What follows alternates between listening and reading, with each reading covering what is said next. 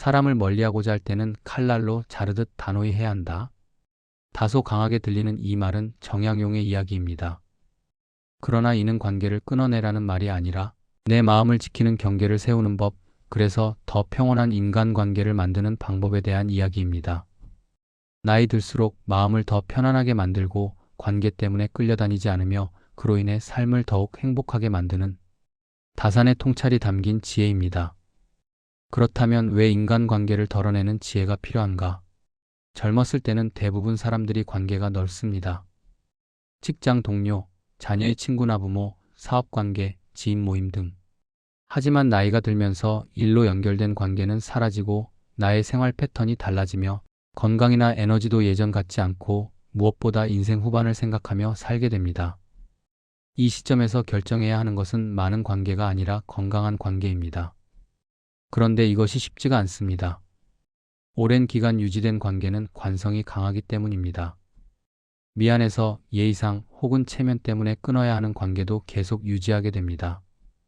그렇게 계속 이어가다 보면 만나고 돌아오는 길이 괜히 무겁고 집에 오면 피곤하고 불편한 관계 속에 스트레스를 받게 됩니다. 그럴 때 다사는 단호하게 말합니다. 마음을 소모시키는 사람과는 빠르게 거리를 두어라. 인간관계가 넓을수록 좋은 것은 절대 아닙니다. 이제는 관계의 질을 중심에 두어야 할 때입니다. 정약용이 말하는 끊어야 할 관계 3가지. 다사는 모든 관계를 끊으라고 하지 않습니다.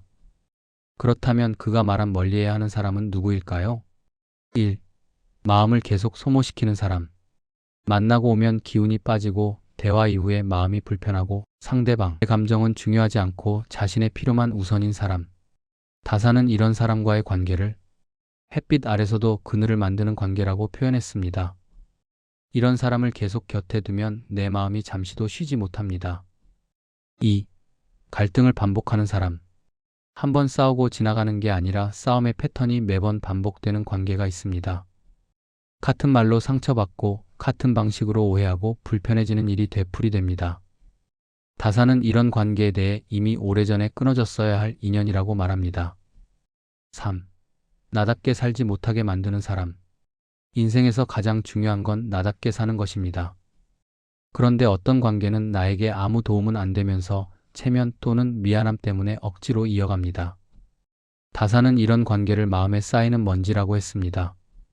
먼지가 쌓이면 마음이 흐려지고 결국 삶의 중심이 흔들립니다. 다사는 왜 칼날처럼 단호하게라고 말했을까? 우리는 여기서 의문이 듭니다. 굳이 그렇게까지 단호해야 할까? 그냥 자연스럽게 멀어지는 것이 괜찮지 않나? 다산이 그렇게까지 강조한 이유는 바로 이것입니다. 1. 모호함은 오해를 낳는다. 부드럽게 멀어지려고 하면 상대는 여지를 두게 됩니다. 계속 이렇게 해도 괜찮겠지? 이 정도는 괜찮지 않을까? 결국 관계는 더 최악으로 엉켜버립니다. 2. 애매한 거리는 더 큰 스트레스를 만든다. 다사는 말합니다. 어정쩡한 거리는 두 마음을 낳는다.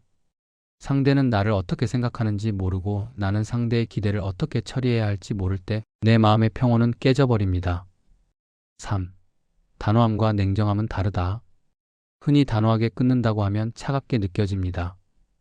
그러나 다산이 말하는 단호함은 감정을 실어 공격하는 것이 아니라 내 삶의 경계를 분명히 긋는 것입니다. 이건 상대를 공격하는 행동이 아니라 나를 보호하는 행동입니다. 다산이 실천한 관계 정리. 다산은 18년의 유배 기간 동안 수많은 관계가 끊어지고 흔들리는 경험을 했습니다. 그 과정에서 그는 사람을 두 종류로 나누었습니다. 어려울 때 떠나는 사람과 어려울 때 남아주는 사람. 그리고 이런 말을 남깁니다. 가야 할 이는 가고 남아야 할 이는 남는다. 유배를 겪으며 그는 확신하게 됩니다. 관계를 억지로 이어가려고 하면 오히려 마음의 상처만 깊어진다. 그로 인해 다사는 인연이 흘러가면 자연스럽게 보내고 머물 인연은 따뜻하게 맞아들이는 관계의 균형을 갖추게 됩니다. 인간관계는 줄이는 기술이 필요하다. 인간관계는 더 많이 모으는 것이 아니라 정리하고 정제하는 과정이 필요합니다.